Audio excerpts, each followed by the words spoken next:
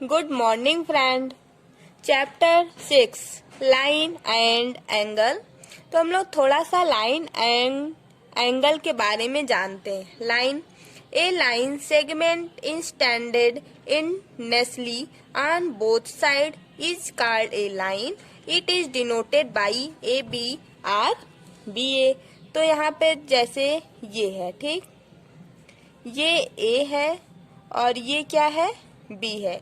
ये लाइन इधर जा रही है, प्रोड्यूस अगर हम लोग इधर करें तो इधर आएगा। अगर हम लोग इसको ऐसे ऐसे पॉइंट से ले जाके इधर लेके जाएं तो ये भी इधर जाएगा, है ना। अब इसमें क्या होता है, जैसे लाइन को और हम लोग दूसरी डिफिनीशन में क्या बोल सकते हैं, a line is a one dimensional figure which has length but no width. ठीक, उसमें देखो लाइन जो होता है वो वन डायमेंशनल फिगर होता है, ठीक, और उसमें लेंथ जो होता है वो होता है, बट विड्थ जो होता है वो नहीं होता है। It is a determined by the 2 point in a 2 dimensional plane. ये डिटरमाइन करता है, जैसे एक पॉइंट यहाँ है, ठीक, रुको, जैसे एक पॉइंट यहाँ ले लो, ठीक, दूसरा पॉइंट यहाँ पे ले लो, फिर जब ये एक दूसरे को हम लोग ऐसे मिलाते हैं तभी तो एक लाइन बनता है ना। जब हम लोग 2 पॉइंट को लेते हैं तब एक पॉइंट बनता है। जैसे यहाँ से यहाँ ले लिए, जब हम लोग ऐसे लाइन को खींचेंगे तब भी तो एक स्ट्रेट लाइन बन रहा है, बन तो रहा है लाइन ही ना।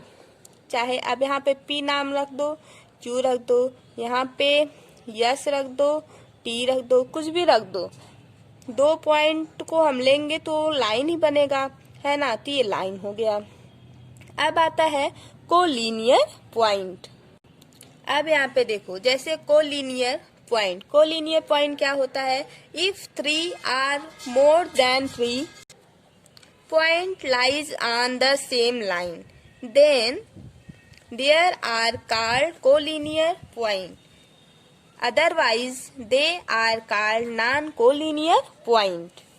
ठीक, अब कोलिनियर पॉइंट क्या होता है, जैसे एक 3 या 3 से अधिक पॉइंट ले लो एक ही सेम लाइन पर, ठीक, उसी को हम बोलते हैं कोलिनियर पॉइंट। अदरवाइज में हम उसको बोलते हैं नॉन कोलिनियर पॉइंट। जैसा देखो, जैसा कि ये एक लाइन है ना। इस लाइन पर अगर हम 3 पॉइंट ले लें, एक यहाँ, एक यहाँ, एक यहाँ, ठीक, इसका नाम ए रख दें, इसका नाम बी रख दें, इसका नाम सी रख दें। अब ये एक लाइन है, ठीक, एक सेम प्लेन है जिस पर 3 या 3 से अधिक पॉइंट को हम टच करवाए, ठीक, इसी को हम बोलते हैं कोलिनियर पॉइंट। क्या बोलते हैं, कोलिनियर पॉइंट बोलते हैं, ठीक है। अदरवाइज में हम इसको क्या बोलेंगे, नॉन कोलिनियर पॉइंट। अदरवाइज में हम इसको क्या बोलेंगे, non collinear point. It is clear. अब यहाँ पे आता है इंटरसेक्टिंग लाइंस। क्या आता है, इंटरसेक्टिंग लाइंस। ये क्या होता है, देखो, 2 lines are said to be intersecting line if they have a common point. The common point is called a point of intersect. देखो, जैसे ये एक लाइन है L, ठीक, और दूसरा लाइन है M। ये एक दूसरे को जहाँ पर टच की, मीन्स जहाँ पर एक दूसरी लाइन मिली, ज्वाइंट हुई, यहाँ से हो कि ये गई, मीन्स ये जो पॉइंट है ये O है, O को हम क्या बोलेंगे, इंटरसेक्ट पॉइंट। यहाँ पर कॉमन हो रहा है, यहाँ पर ये भी, ये जो L वाली लाइन है यहाँ पे मिल रही है, और ये जो M वाली लाइन है, जैसे यहाँ पे देखो, जैसे एक ये लाइन है, ठीक, ये M लाइन है, ठीक, और दूसरी जो लाइन ब्लैक कलर से जा रही है ये L है। क्लियर है ना। अब ये जो जहाँ पर मिली, यहाँ पर मिली ना, ये O हुआ, यही तो कॉमन पॉइंट हुआ ना। यहाँ पे देखो, ये L लाइन गई, ये M लाइन जब गई तो ये जो पॉइंट है, मीन्स यहाँ तो एक दूसरे को इंटरसेक्ट कर रहा है। इंटरसेक्ट मीन्स यहाँ पे एक दूसरे को ये काट रहा है, तो इसी पॉइंट पे काट रहा है ना कि यहाँ पे आके काट रहा है। ये जहाँ पर काटेगा, अगर यहाँ पे आके काटता तो यहीं पे ओ रहता, मीन्स यहाँ पे कॉमन रहता, लेकिन ये यहाँ पे कट किया, तो इसलिए ये जो पॉइंट है मीन्स ये ओ है। ओ क्या है? ये कॉमन पॉइंट है। जब ये कॉमन पॉइंट है, इसी को हम बोलेंगे पॉइंट ऑफ इंटरसेक्शन। क्या बोलेंगे? Point of intersection. ठीक है। अब आता है क्या? Concurrent lines. कनकरेंट लाइंस ये क्या होता है? इसमें देखो 3 or more lines intersecting. Intersecting means 3 या 3 से अधिक पॉइंट एक कहीं वो होगा, कॉमन होगा, जहाँ पे सारी लाइन एक दूसरे को टच करती हुई आगे बढ़ेंगी, उसी को हम बोलते हैं कनकरेंट लाइन। देखो same point are said to be concurrent. जहाँ पर जैसे ये L है, दिख रहा है, ये L वाला लाइन है, और ये जो M वाला लाइन गया है ये तो ऐसे गया है, ये N वाला लाइन स्ट्रेट गया है, और ये जो O है ये ऐसे गया है। ये जो यहाँ पर है, ठीक है, यहाँ पर तो सारी लाइनें मिल रही है ना, टच कर रही है एक दूसरे को सारी लाइनें, L वाली हो, M वाली हो, N वाली हो, O वाली हो, हर एक लाइन यहाँ पे टच करती हुई आगे बढ़ रही है। तो इस वाले लाइन को क्या बोलेंगे? Line, concurrent line. क्या बोलेंगे? Concurrent line.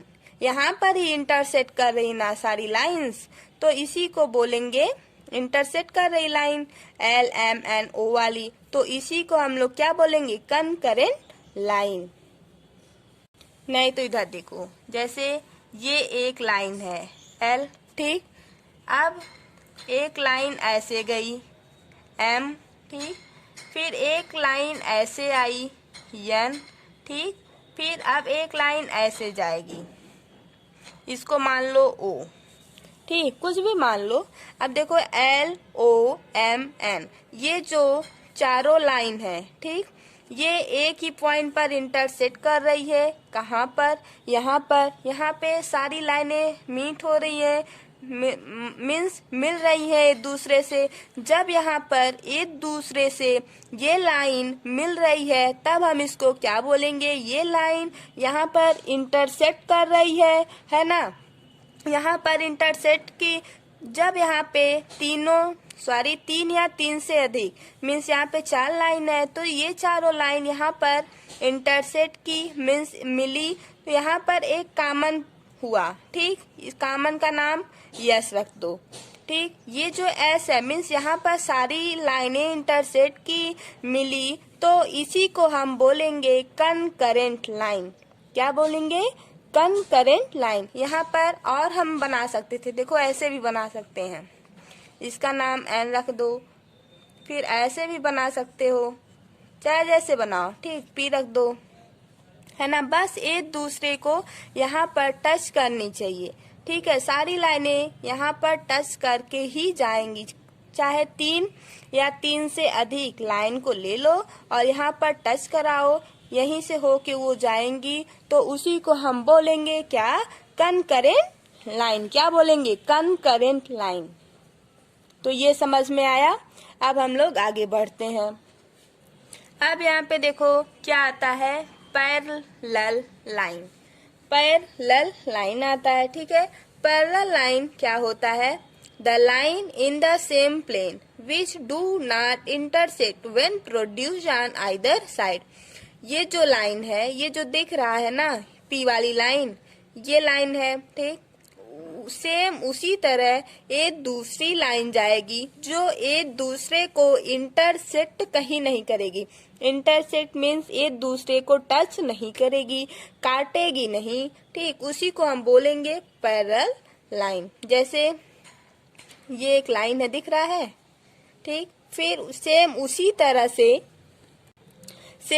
तरह से एक लाइन और जाएगी, इसको मान लो O और इसको मान लो P, ठीक। ये एक दूसरे को टच नहीं करेंगी, कहीं काटेंगी नहीं, उसी को हम बोलेंगे पैरेलल लाइन है, ठीक है। और इसके बीच में जो है 90 डिग्री का एंगल भी बनेगा। ठीक है, बनता है, उसी को हम बोलेंगे पैरेलल लाइन है। अब हम लोग आते हैं एंगल्स पर। ठीक है, एंगल क्या होता है? देखो, an angle is a figure form by two rays which the same initial point.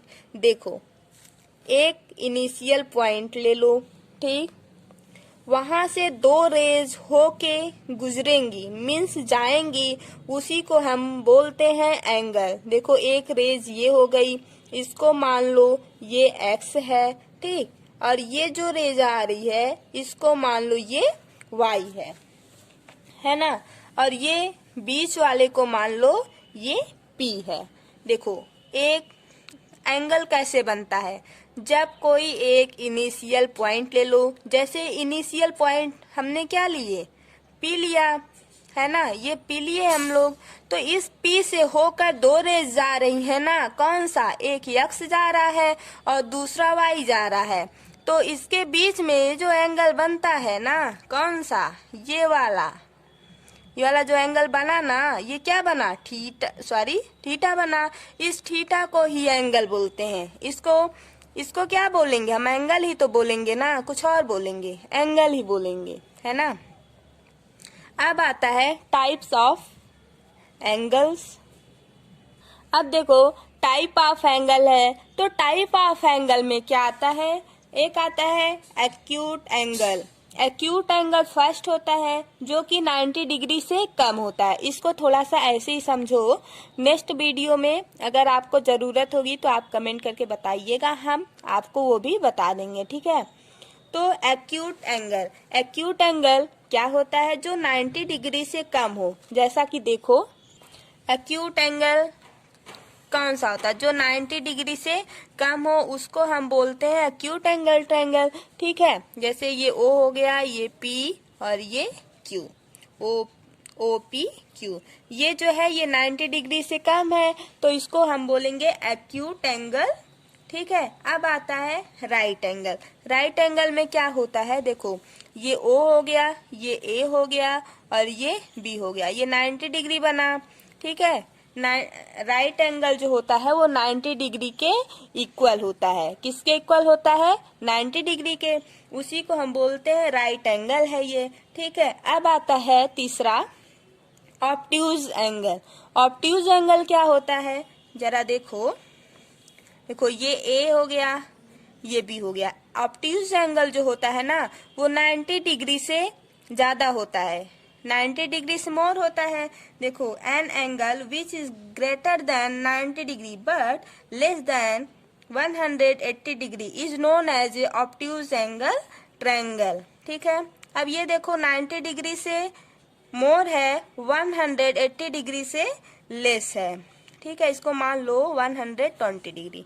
ठीक है, 120 डिग्री जो है वो 180 डिग्री से कम है। ठीक है, और 90 डिग्री से अधिक है ना। अब इसका डिफिनीशन देखो, एक्यूट एंगल ट्रायंगल का थोड़ा लिखो। An angle which is greater than 0, an angle which is greater than 0 but less than 90 degree, less than 90 degree is known as a acute angle. ठीक है, एक बार फिर से देखो, an angle which is greater than 0 degree but less than 90 degree is known as a acute angle.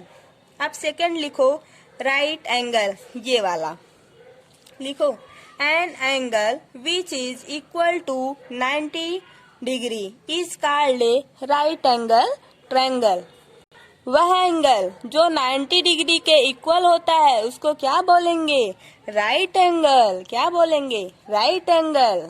Obtuse angle, obtuse angle क्या होता है भाई? ये होता है ना, ये ए बी, इसका नाम सी रख लो। ठीक है, अब इसका डिफिनीशन लिखो, an angle which is greater than 90 degree but less than 180 degree is known as a obtuse angle।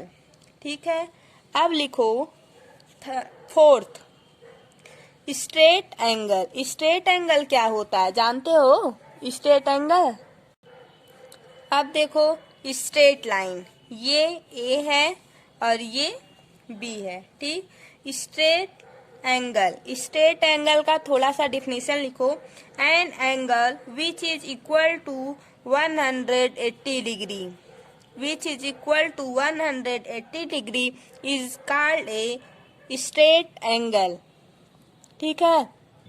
अब थोड़ा सा देखो रिफ्लेक्टेड एंगल। रिफ्लेक्टेड एंगल क्या होता है? जो 180 डिग्री से अधिक हो और 360 से कम हो।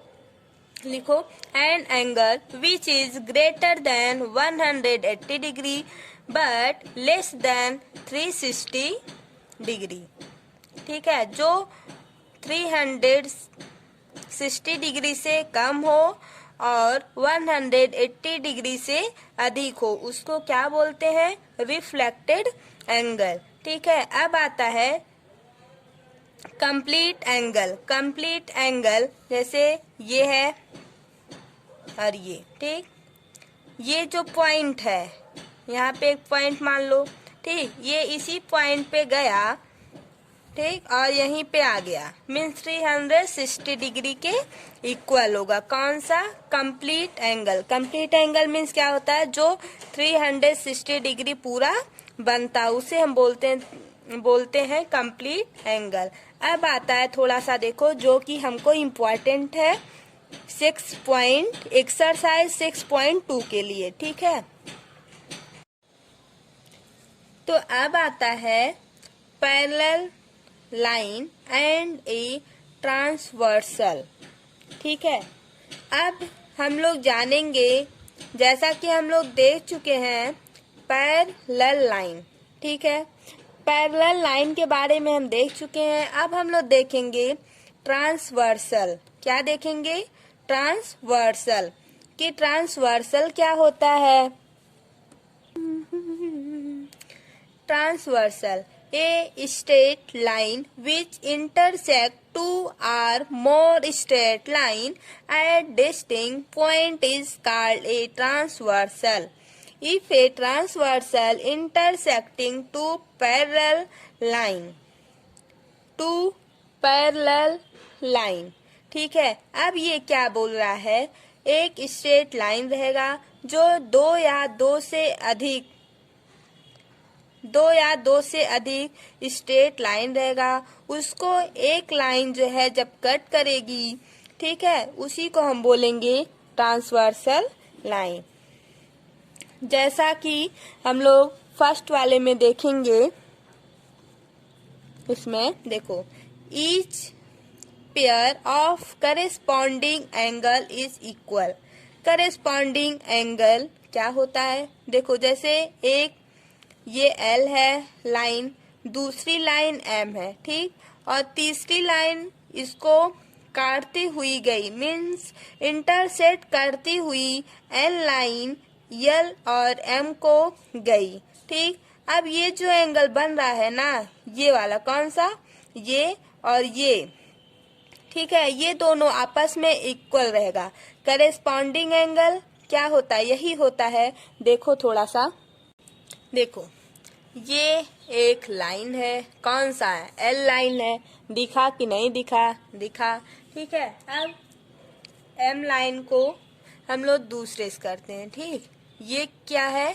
M लाइन है कि नहीं है? है ना। अब इसको जो है एक तीसरी लाइन, ये जो N वाली लाइन है, ये L को भी और M को भी दोनों को इंटरसेक्ट करती हुई जा रही है, ठीक। अब देखो कहाँ कहाँ एंगल बना, उसको देखो। यहाँ एंगल बना कि नहीं बना? ठीक, यहाँ बना कि नहीं बना।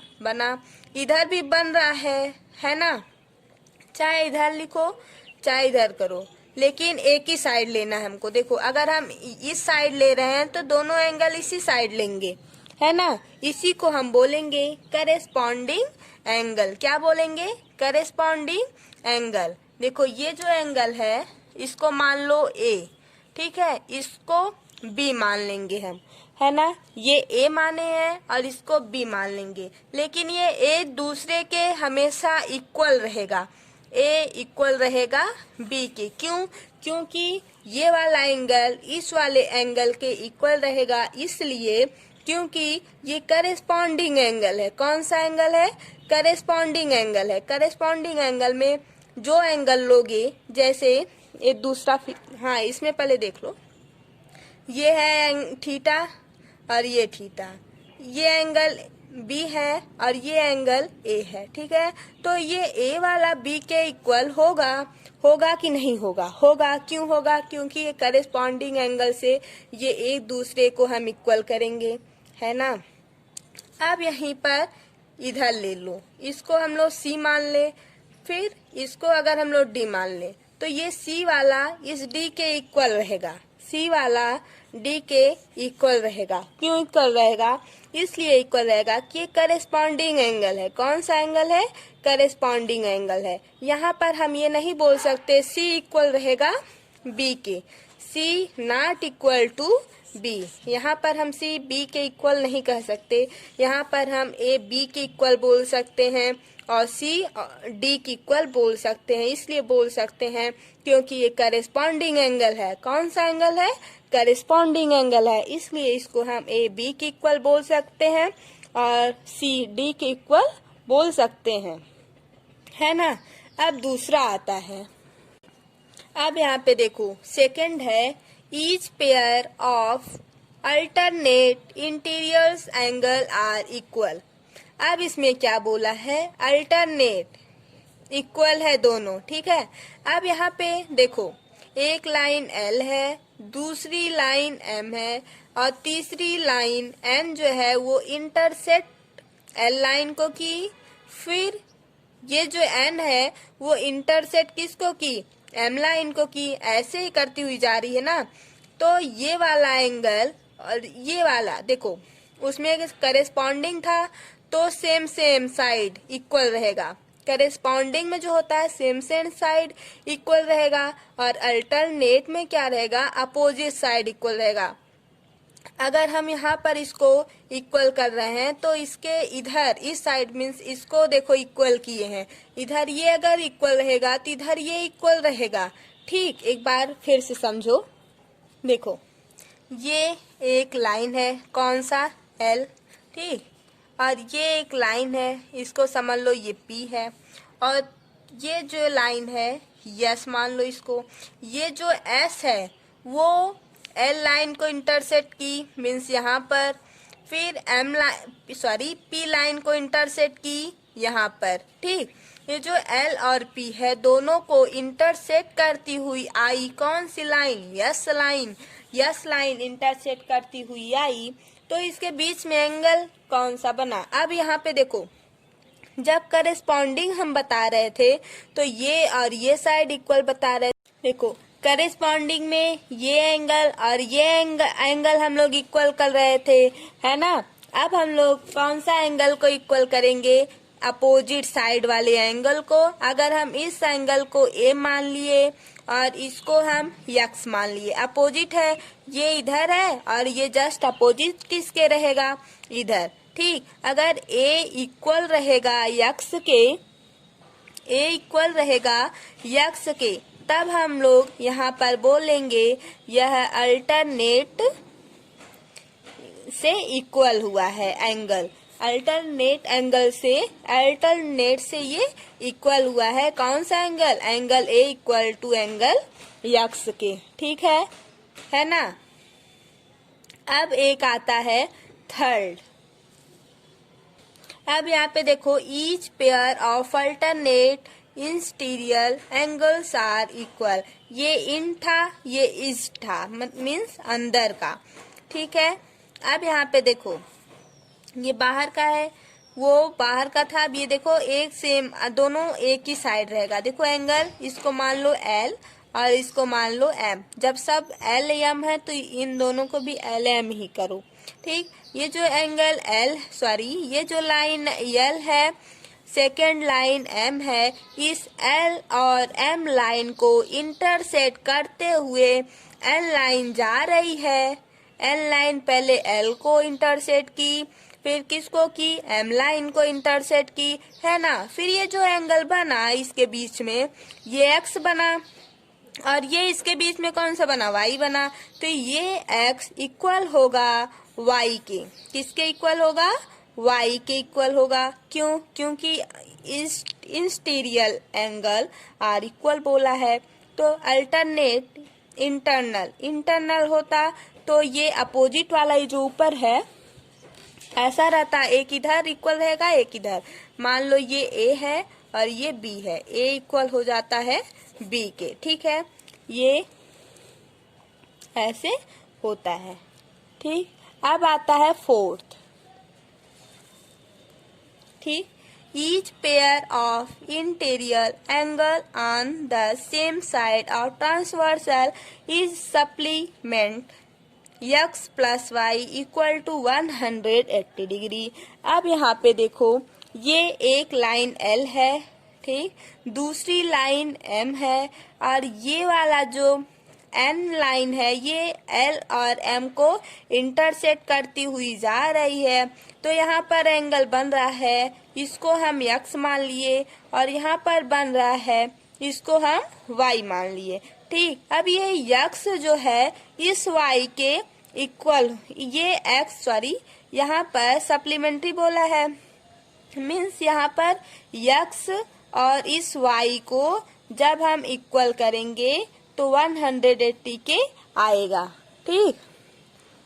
इस x को जब हम जोड़ेंगे और इस y को, इस एंगल x को और एंगल y को जब हम जोड़ेंगे तो 180 डिग्री के इक्वल होगा, ठीक है। तो अब हम लोग नेक्स्ट डे एक्सरसाइज 6.2 को सॉल्व करेंगे। Thank you so much guys.